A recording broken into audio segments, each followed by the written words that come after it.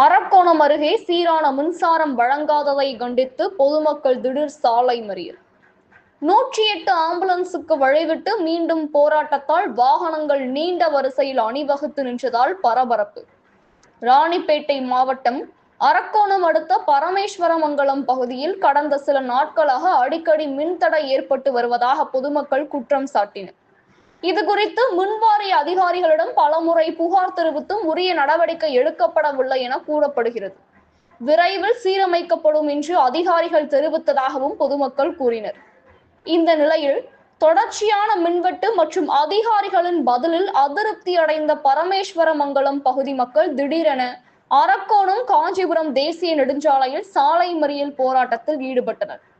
ஒரே நேரத்தில் 100க்கும் மேற்பட்ட பொதுமக்கள் சாலை மறியலில் ஈடுபட்டதால் அந்த சாலையில் கடும் போக்குவரத்து நெரிசல் ஏற்பட்டது.